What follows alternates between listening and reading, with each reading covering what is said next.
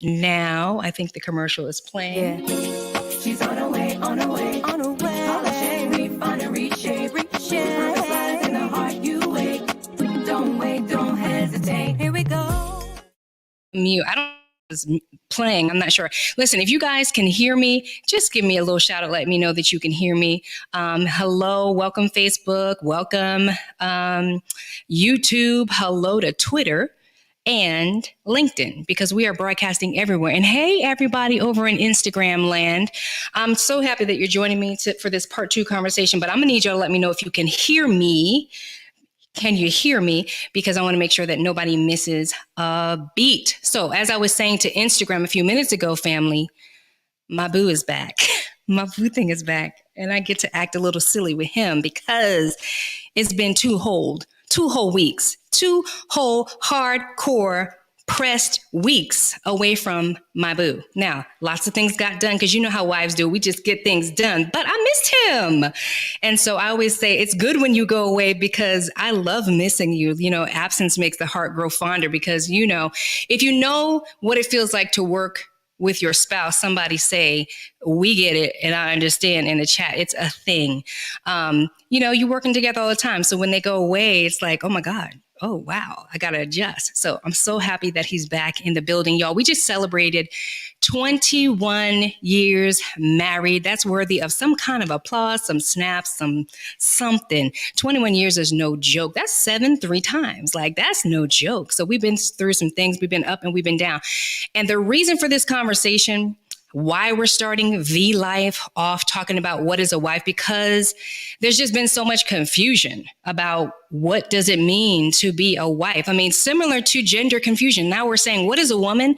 So if we're asking what is a woman, then maybe somebody's asking what is a wife, because we've gotten so many mixed messages. Now, last week, we did a quick 30-minute, and then my husband was just like, you know, you don't have to do 30 minutes. You could go long. And I'm like, oh, yeah. So I'm going to take my time tonight, and y'all can stick around. Hopefully you will stick around and you'll learn something. You'll pick up some nuggets from somebody who's been around a few years now. I can say 21 years is solid. I can tell you some things about being a wife. I can tell you some things that had me drop in a pit. I can tell you how I climbed out of that pit. Maybe I clawed out of the pit, but I got out of that pit and I was able to see clearly what it is that I need to do to be successful as a wife, because nobody does anything because they want to fail, right?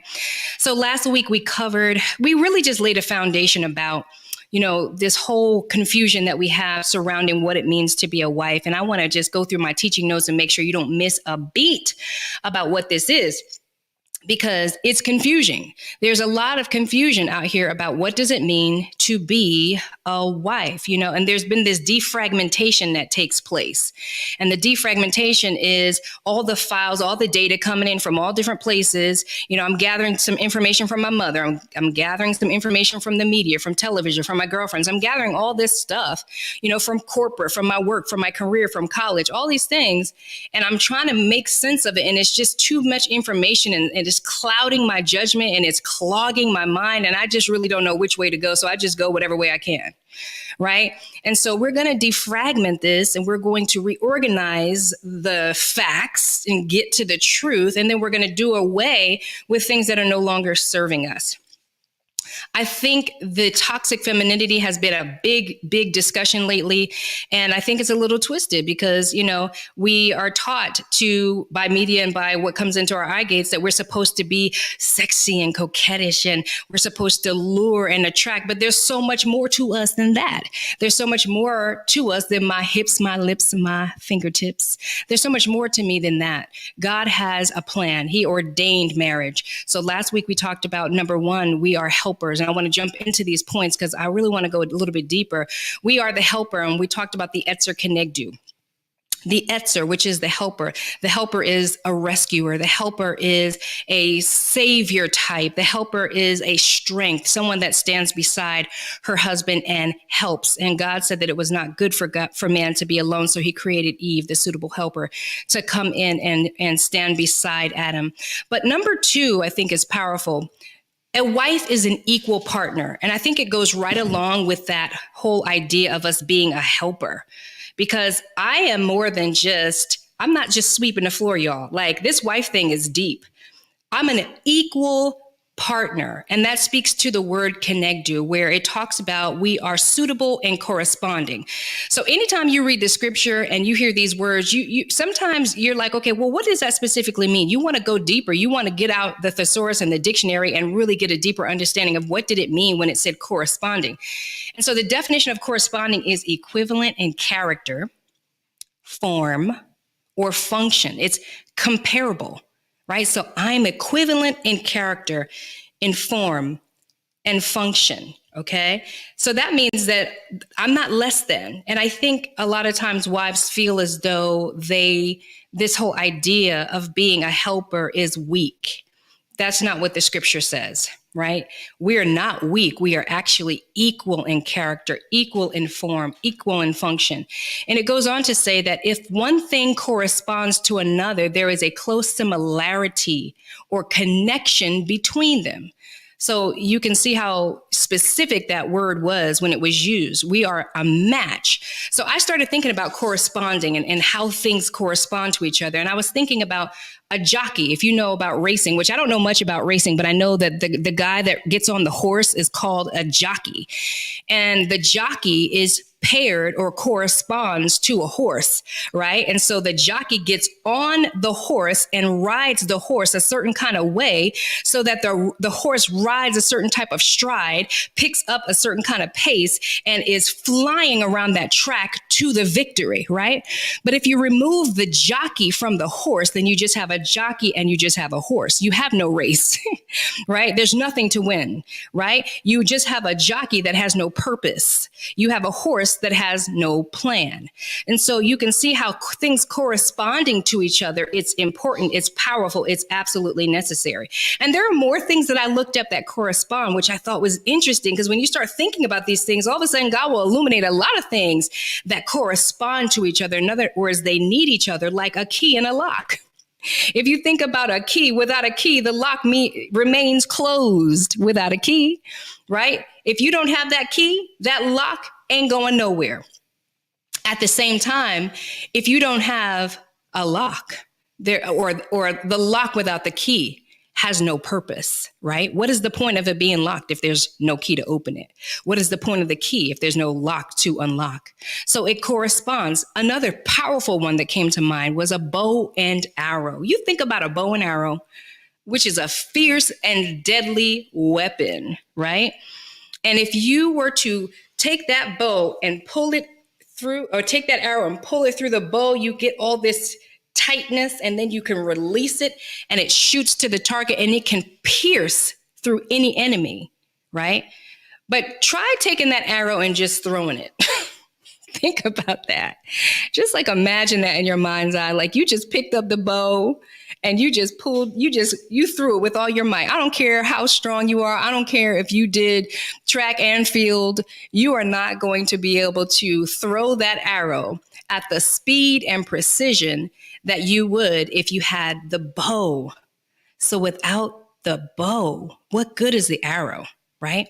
Without the arrow, the bow is useless. You just throw it. It's not even a threat. The bow is not a threat, okay, without the arrow.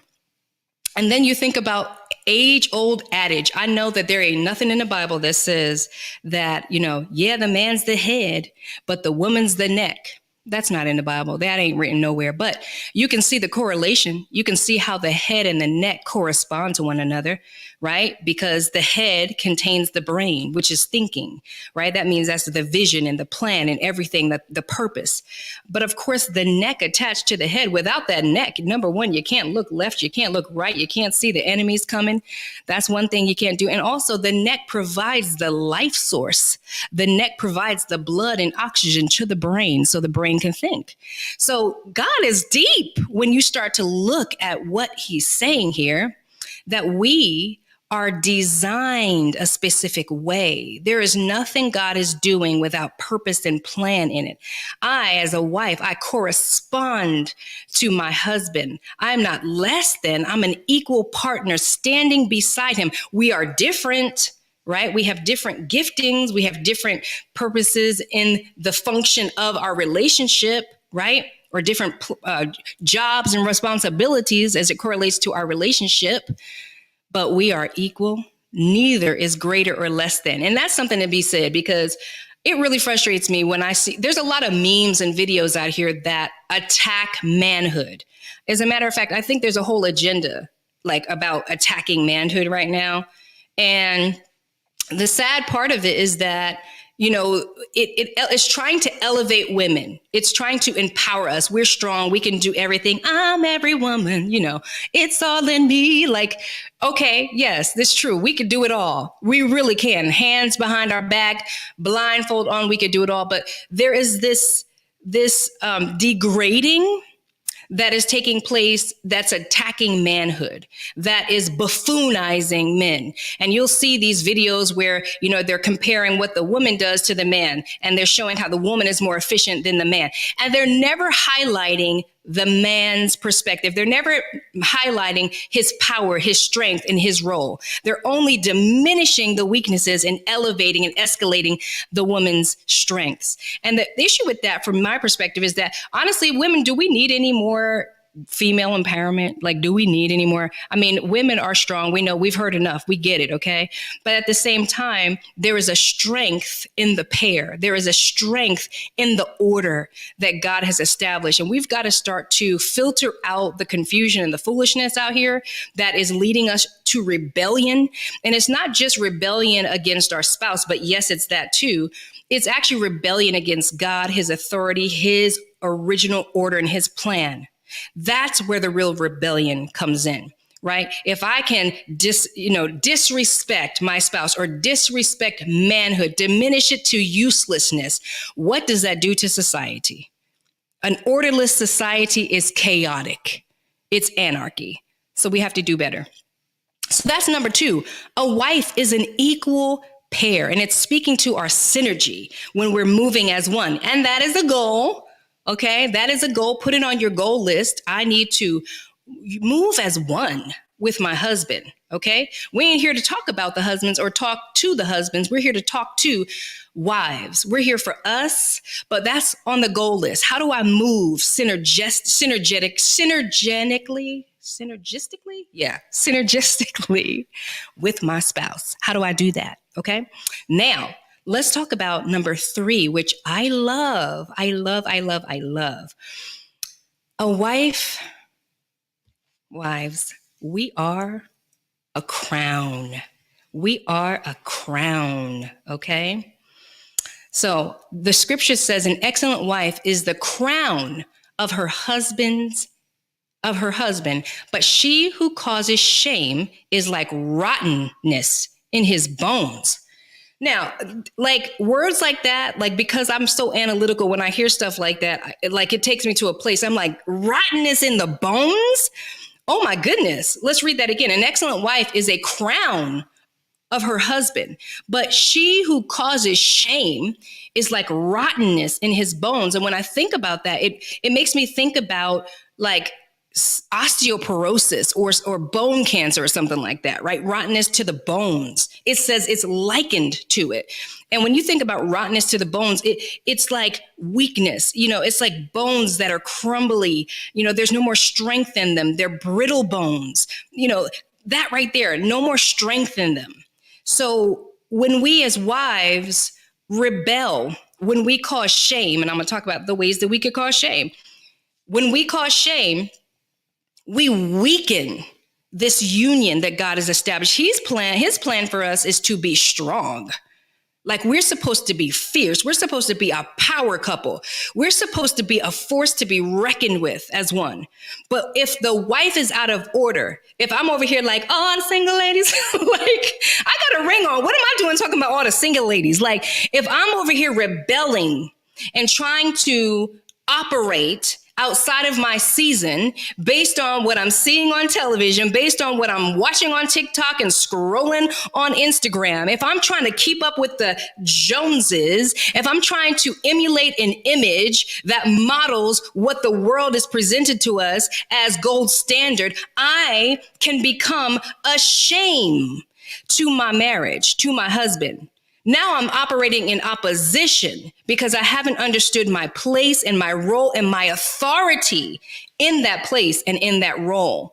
See, it's exciting when you start thinking about like that. Like, I have authority in my role. I have power, passion, and purpose in my role. You mean I'm supposed to be a power in this union? Yes.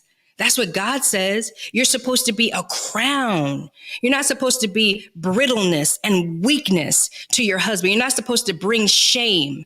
And we bring shame in all kinds of ways. And I know somebody might be thinking, and I haven't checked the chats yet, and I'm going to because I want to say hello to everybody. But I know some of y'all might be thinking, well, what about him? What about him? What about him? What about him? What about neck is rolling? See, you're wrong already because your neck is rolling. What about him? Like, we're not here about him. God is not going to say when you reach the pearly gates of heaven, he's not going to say to you, did you do what your husband was supposed to do? No, he's going to say, did you do what I called you to do? Were you obedient? Did you hold the mantle? Were you the woman I called you to be? Were you the strength in your marriage you were supposed to be? Did you speak life and not death? Did you carry and help birth the vision? Don't get yourself in trouble. Don't get yourself in trouble being out of order because it was you who signed up. You signed up. You the one that said, marry me. He better put a ring on it. And he put a ring on it. Now you're married. And now it's time to take up your mat and walk. Walk this walk, wife. There's a walk. And it's a dignified, strong walk. It's not some piddly, poor, sad, lowly walk. Oh, no. It's a strength walk. And trust and believe. He's thought of everything. Everything that you're thinking, every negative thought you're thinking, God has thought of it. Okay. And there is a way to turn the whole situation around when you, as the wife, get in your rightful position. So I'm going to take a quick break. I know this is a live show, but I'm going to show my little commercials and I'm going to be right back. So stick with me. I'll see you in just a second. Welcome to the Couples Academy app. The Couples Academy app is your go-to hub for how to do marriage right. Get started with our app today by perusing our amazing features that conveniently allow you to connect. This app is packed with powerful content and resources to help you grow and stay connected. With this app, you can watch our messages, find marriage resources, watch, listen, and read the real-life stories of restored couples, sign up for events, read articles and blog posts, stay up to date with push notifications, share your favorite messages via Instagram, Facebook, Twitter, or email, and download messages for offline listening. For more information about the Couples Academy app, go to couplesacademy.org. Babe.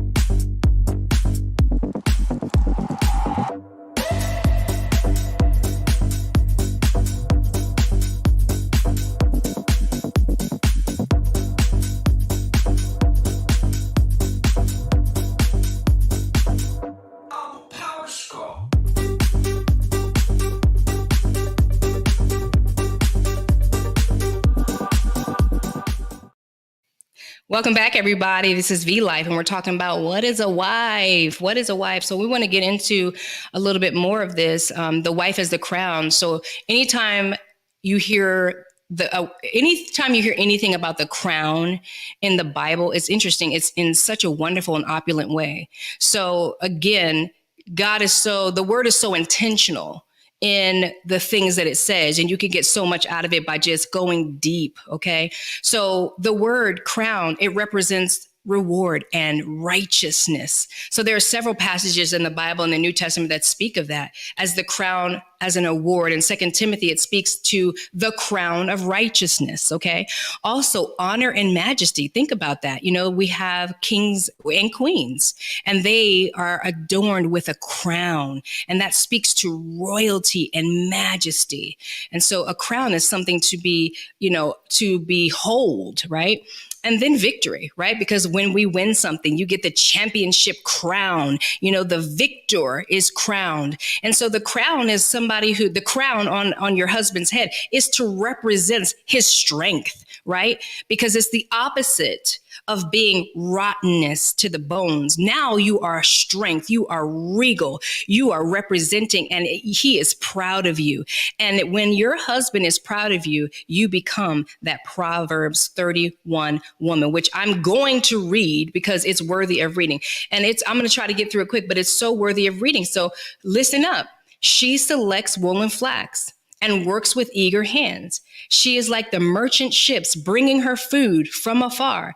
She gets up while it is still night. She provides food for her family and portions for her female servants. She considers a field and buys it. Out of her earnings, she plants a vineyard. She sets about her work vigorously. Her arms are strong for her tasks. She sees that her trading is profitable, and her lamp does not go out at night. In her hand, she holds the distaff and grasps the spindle with her fingers. She opens her arms to the poor and extends her hands to the needy.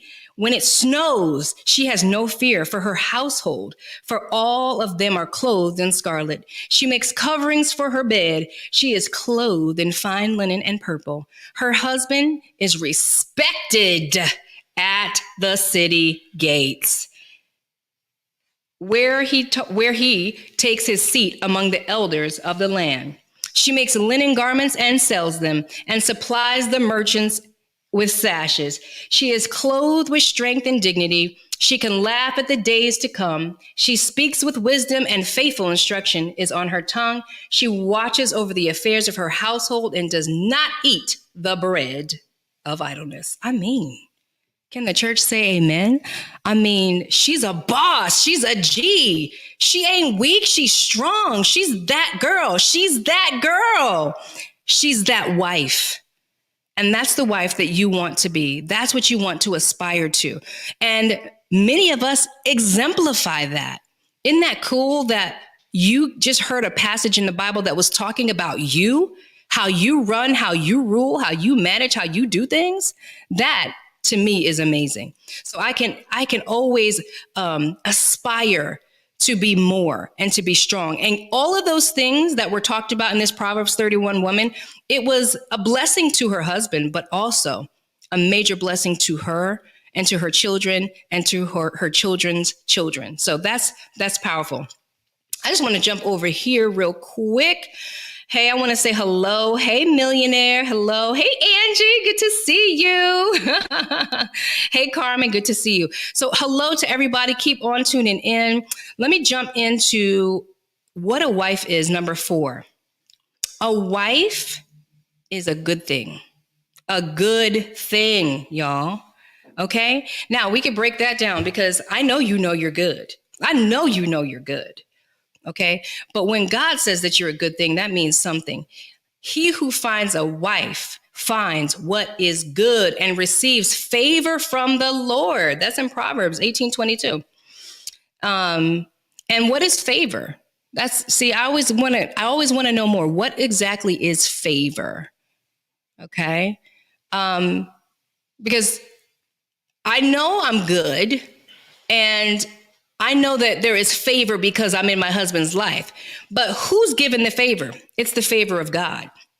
Okay, so the favor of God can be described as a divine kindness or an act of true compassion on the part of God himself towards needy and undeserving human recipients. That means that you're going to get blessed whether you deserve it or not. That's what favor means.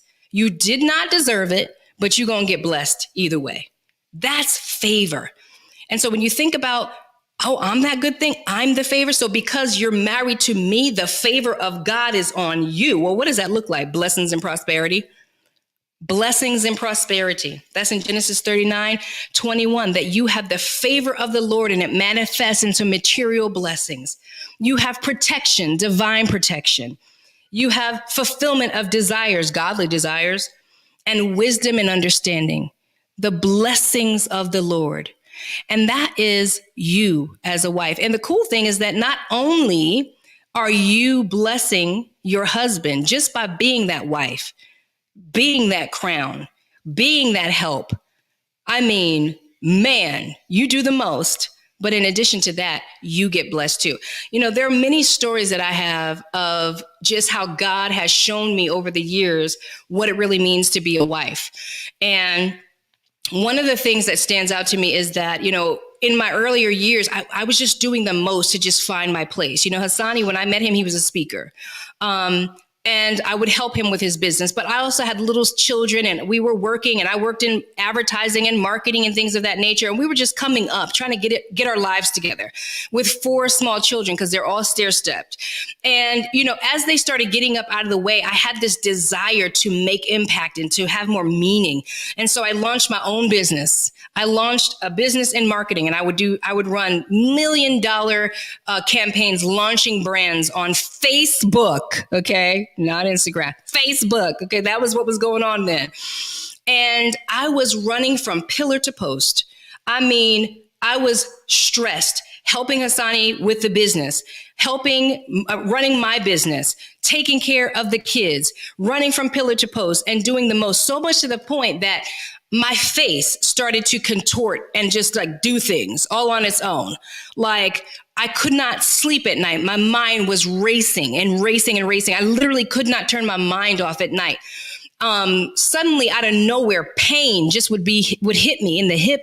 I couldn't walk. I would go to the doctor to find out what was going on. The pain would move from my hip to my back. I just did not know what was going on. I was under so much stress. I was buried under the choices that I was making to be what I did not need to be. I was missing the purpose that was right in front of me, trying to go out in these streets and find some purpose that was outside of what was already in front of me, because I wanted a different significance. I wanted to build something on my own. Let me tell you something. It took a wake-up call where one day I was on my computer typing, going crazy, trying to get something done, trying to keep up with a deadline, trying to do the most, when my daughter, who was standing in front of me, probably talking to me for about 15 minutes, grabbed my face and was just like, "Mommy, I'm talking to you."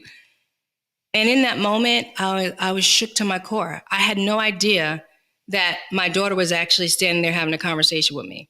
And I knew that something needed to change. And that's when I launched Unearthed. And Unearthed is a program to help women who have this defragmented, decompartmentalized experience in life, whether it came from trauma, you know, betrayal, or whatever it is, put all the pieces back together and get back into their rightful position. And that's what this is all about. You know, we as wives, we are a good thing, but God, He hasn't left us out. He has good plan for us as well. He did not leave us out of the equation. Oh, so many wonderful things to talk about. We are righteous. We are righteous. Those of us that dial into the things of God, we find our peace there. We find our strength there. It turns a completely different page. It's insane. Once you really find out who you are in Him, it changes the trajectory for everything. Number five, we are industrious, okay? Now, I just read the Proverbs 31 woman, so I won't go reading it again, but it talks about the virtuous wife, how hardworking we are, and how much we provide for our families. We are industrious. And so, you know how I was just talking about earlier, how society has perpetuated this notion that we are stronger than our husbands, we're better than our husbands, they're peons, they're idiotic, you know, like they can't get the simple things, you know. How is it that they can't go into the supermarket and find a can of collard greens? It's right there, you know. They minimize the strength of manhood and masculinity, and they maximize our strength, because we have different strengths. You know, we have the strength of being able to be comparable, right? So we can go out there and work. We can go and pay these bills. We can pray. We can build things. Now, I'm not stronger than my husband, but I might be stronger than some other husbands. I can't arm wrestle him, but, we have these different compatibilities, but we also have different strengths, where my strength might be intuitiveness, right? There are many times when I will have an intuitiveness about something, and Hassani does not see that. And so I have to relay that to him. But when you're in partnership and your spouse is aware of who you are and what a wife actually is to them, then they can receive those details. They can receive that, and it makes us stronger together. Because guess what?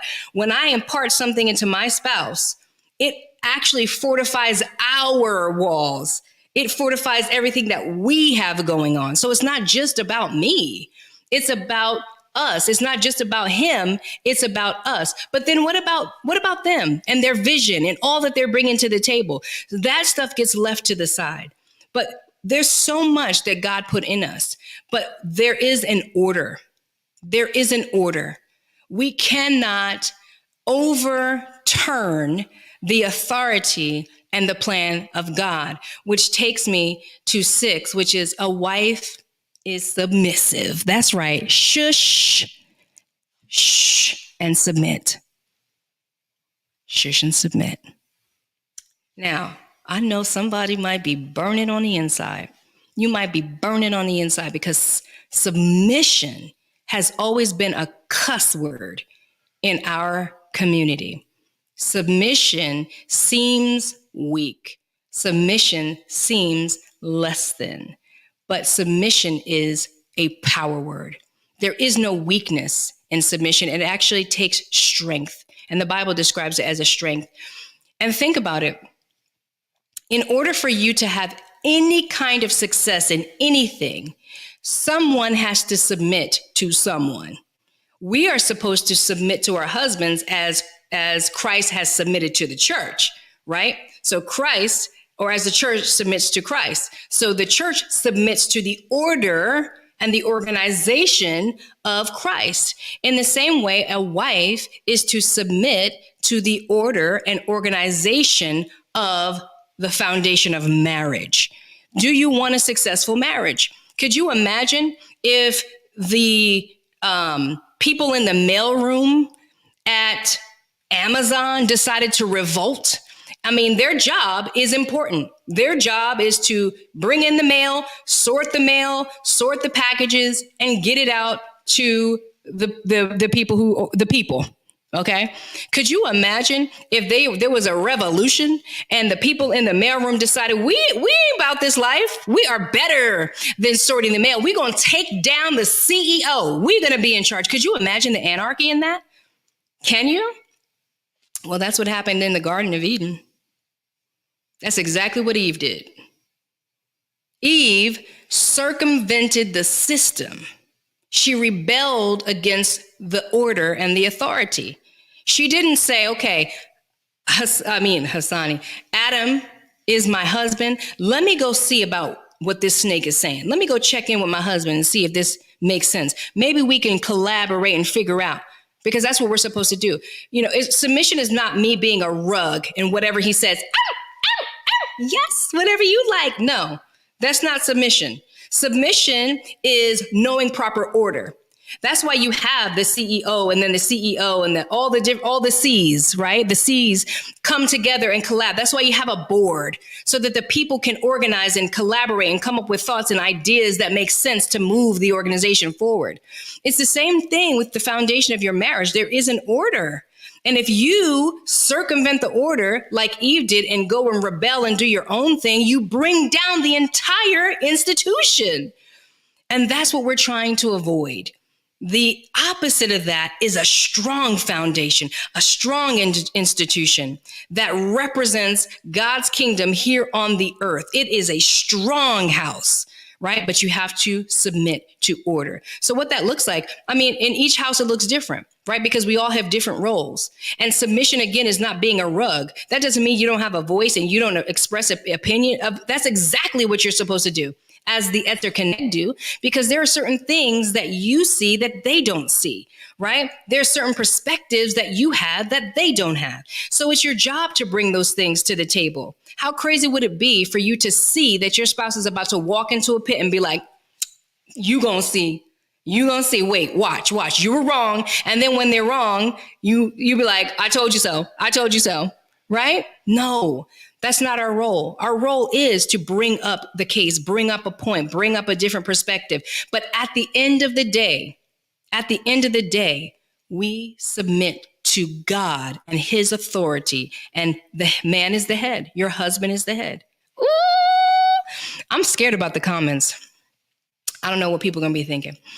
All right. So final thought on this. Okay. As a wife, you are a life giver. You are a life giver. And that goes without saying, right? How much do you need to say about that? You are the birther of children. You give birth to children, right? But you're so much more than that. I mean, you give birth to whatever seed your husband implants in you. So there's the physical side of it, which is you actually giving birth to a child. And then there is the spiritual side of it. You know, on the inverse of that, you can say that we are like a mirror, right? So whatever you give me, I'm going to reflect it back to you. So that's good, bad, and ugly, unfortunately. Now we have to manage that. But if you are sowing seed of vision in me as a wife, I'm going to catch that vision. Because how God does one thing is how he does everything, right? So in the same way that when you sow a seed into me physically, I become pregnant. And in 9 months, I'm going to take that little microscopic seed that you gave me. And inside my body, I'm going to nurture that seed. I'm going to feed that seed. I'm going to give my blood to that seed, my mind, my body, my spirit, everything to that seed. I'm going to take care of this baby. I'm going to grow. My body is going to expand to accommodate this vision that you instilled inside of me. And I'm going to be so careful to make sure that I don't eat crazy. I don't do anything wrong to harm this seed that you implanted in me. And then in 9 months, I'm going to birth this seed. I'm literally going to almost kill myself. I'm almost going to lose my life with pain and physical trauma to birth this seed that you gave me. Woo! I mean, that's strength. Wife, you are strong. You are a birther. You give life to vision, to purpose, to passion, to calling. But on the inverse, you can give birth to death, to destruction and devastation. All of it. The Bible says that life and death is in the power of your tongue. You have the ability to do both. But as a good wife, as the crown, as the helper, as the good thing, oh, you're going to birth some good things.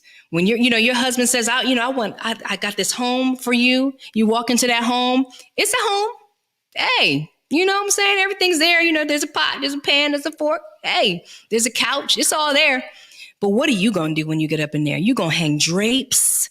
You're going to coordinate things. You're going to sweep under the couch. The toilet going to be clean, sparkling.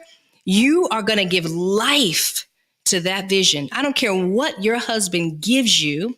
You are going to give life, and you are going to birth something 10, 100, 1,000-fold of what he gave you. That's why you're a good thing. That's why God said it is not good for man to be alone. That is why, because with you're stronger as a pair. With you can fulfill God's purpose, which is to dominate, to subdue, and to multiply the image of the kingdom of God right here on earth. That's what we're here to do. So I hope you learned something. Next week, we'll be back. I don't know. I don't know if I can wait a whole week. We're going to see. I don't know. I might have to be coming on here more often than this so we can have these conversations more frequently. But next week, we're going to talk about specifically our roles. Like we just talked about what a wife is, right? But I want to go deeper into roles. So stay tuned for that. Look for the notifications. Don't forget to like, share, and subscribe. Hit the notification bell. That way you won't miss a show. And if you know a wife, I know you know some wives. And you know, we all have sister wives, sister friends, and some of our wives, they need a check. You need to get them, pull them by the collar. They need to be sat down. You need to talk to them. Bring them to the next class every Sunday, 9 p.m. Love you guys, and I'll see you next week. Yeah. She's on her way, on her way.